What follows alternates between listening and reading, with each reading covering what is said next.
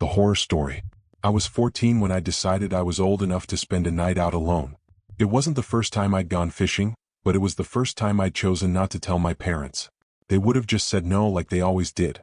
Too dangerous, too cold, too dark. Parents have 1,000 reasons to kill an adventure before it even starts. But I wanted to prove I could handle it. That I didn't need anyone to tell me what was safe or not. It was mid-August, one of those sticky summer nights where the air clings to your skin and the mosquitoes bite through anything. I grabbed my fishing gear, slung my backpack over my shoulder, and slipped out of the house just as the sun began to set. The pond wasn't far, maybe a 15-minute walk through the woods behind my house. I'd fished there countless times during the day, but tonight felt different.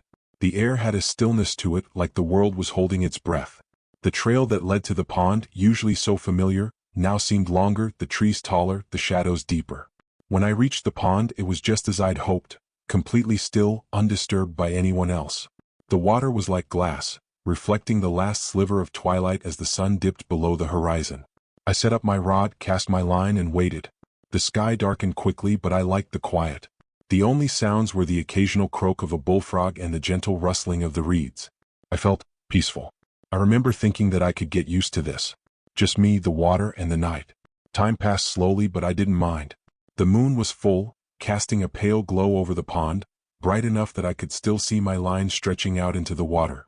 Every now and then, the reeds would sway, and I'd hear the splash of a fish jumping in the distance. It was perfect, peaceful. Until it wasn't. It was subtle at first. A feeling.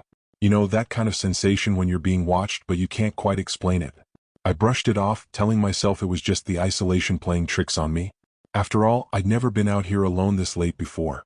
But as the minutes ticked by, the feeling grew stronger. The hairs on the back of my neck stood up. I shifted uncomfortably on my little folding chair, scanning the pond's edge and the dark shapes of the trees. Everything looked normal, quiet, still. But then, in the darkness, just beyond the reach of the moonlight, something caught my eye. 2 tiny specks. They were almost impossible to notice at first, but once I saw them, I couldn't unsee them. They were close to the water, tucked between the reeds, glinting in the dark like tiny stars. I squinted, trying to make sense of them. No, that was ridiculous. I shook my head, blinking hard, thinking maybe it was just the reflection of the moon on the water or maybe the fireflies. But they were still there, watching. I froze, my pulse quickening as I stared back at those 2 little specks. For a long moment, neither of us moved. Me and whatever it was. The longer I looked, the more certain I became. They were eyes. They didn't blink, didn't shift, just stared. And then, as if realizing I had spotted them, they disappeared. Just gone. A soft rustle of the reeds followed, and the pond returned to its previous stillness, but the weight of their gaze lingered. I swallowed hard, suddenly aware of how far I was from home. How alone I was. Maybe it was an animal, I told myself, trying to push the growing sense of dread out of my mind.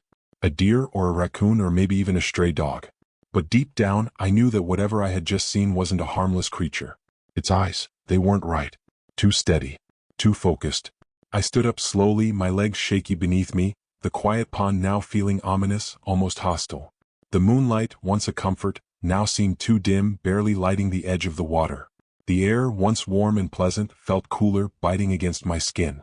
I stared at the spot where the eyes had been, half expecting them to reappear, but the reeds only swayed gently in the breeze. No sounds, no movement. Just that eerie stillness. I told myself to sit back down. To stop being such a wuss. I'd come out here to prove I could handle a night on my own, that I didn't need anyone watching over me. But even as I forced myself back into my chair, I couldn't shake the unease. My hands were clammy, gripping the rod tightly, and every creak of the chair or splash in the distance made me flinch. I kept my eyes on the water, but I couldn't stop glancing back toward the reeds. What if it was still there, watching from somewhere deeper in the dark? What if it was just waiting for me to let my guard down? For what felt like hours, I sat there, stiff and tense, trying to focus on fishing but unable to shake the sensation that something wasn't right. That something, or someone, was out there. Watching. The night wore on, and the moon climbed higher, casting long eerie shadows across the pond. I glanced at my phone. It was nearly midnight. I thought about packing up, heading home, but the idea of walking through the woods alone in the dark felt even worse than staying here. At least here I had a bit of moonlight. I convinced myself to wait a little longer. But as I sat there listening to the frogs croak and the wind rustle the trees, I realized something that sent a shiver down my spine. The frogs had stopped croaking. Everything had gone silent. I barely had time to register the change when I saw them again. Two specks. Watching. Closer this time. And then, just as quickly as they had appeared, they vanished once more, disappearing into the reeds like they had never been there at all. The second time I saw those eyes, something inside me broke, like a thread holding me together had snapped. They weren't the faint glimmers from before, far off in the distance. No, they were closer now, just a few yards from the water's edge, hovering above the reeds as if someone, was crouched there, staring directly at me. My heart was hammering in my chest so hard I was sure whatever it was could hear it. For a long moment I didn't move. Couldn't. My body had gone rigid, my breath stuck somewhere between my lungs and throat. I gripped the fishing rod tighter, though I didn't know why, like it could protect me from whatever was out there. The line in the water was forgotten, the gentle bob of the float irrelevant. All I could think about were those two glowing points watching. I wanted to stand, to run, but something in the way those eyes locked onto me, so unblinking, so intent, kept me rooted to the spot. It wasn't like when you see an animal in the woods, startled, and it scurries off. No, this was something different. Something wrong. Suddenly there was a ripple on the water's surface, faint but there. I snapped my head toward it, my eyes darting across the glassy pond, searching for the source. But it was calm. Too calm. The water didn't even seem to move anymore, like time itself had stopped. My heart pounded harder. I glanced back at the reeds, expecting to see those eyes again, but they were gone. My chest tightened. Maybe I had imagined it. Maybe the isolation, the dark, the sheer quiet was playing tricks on me. I tried to convince myself of that. Tried to believe that this was just my overactive imagination feeding off the eerie atmosphere. But then I heard it. A splash. Soft but deliberate. I shot up from my chair, the sudden movement almost sending me stumbling back into the water. My eyes scanned the pond's surface, heart hammering as I searched for whatever had caused it. Nothing. The ripples that had disturbed the water were already gone, swallowed by the darkness. I cursed under my breath, trying to pull myself together. Get a grip, I thought. I was just freaking myself out. The night, the solitude, the endless darkness. It was making me paranoid. But deep down, I couldn't shake the feeling that I wasn't alone. I had to leave. No. I reached for my tackle box and started packing up, my hands shaking as I fumbled with the lures and lines. I hadn't caught a thing, and suddenly the idea of staying out here all night seemed ridiculous.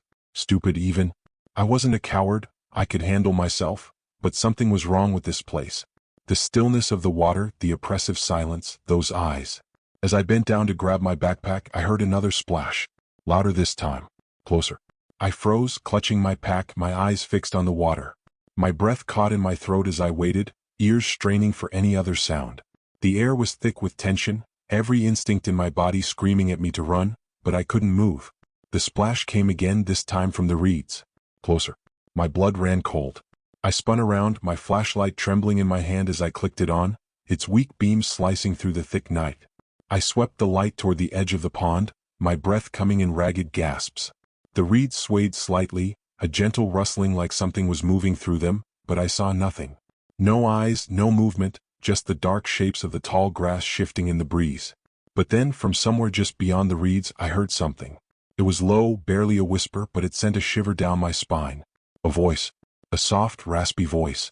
"Why are you here?" My stomach dropped. I stood there, flashlight trembling in my grip, eyes wide as I tried to comprehend what I had just heard. No, that wasn't possible. No one else was out here. There couldn't be.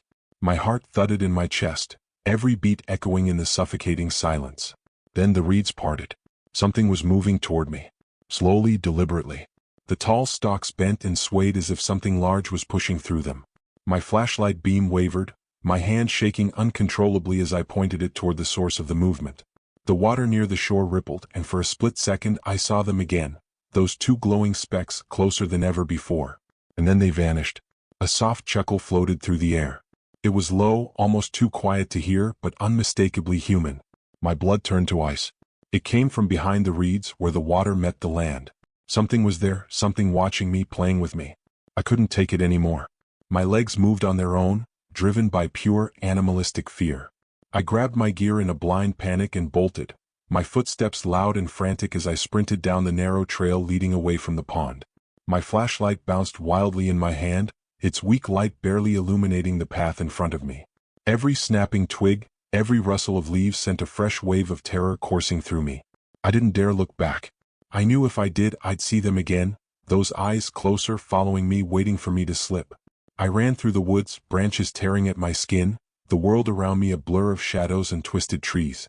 My lungs burned, my legs ached, but I didn't stop. I couldn't stop. I had to get home. I had to. Another splash. This time right behind me. I stumbled, nearly falling, but caught myself just in time. My heart was in my throat, pounding so hard I thought it might burst. The splashing stopped, replaced by the sound of something wet dragging itself through the underbrush.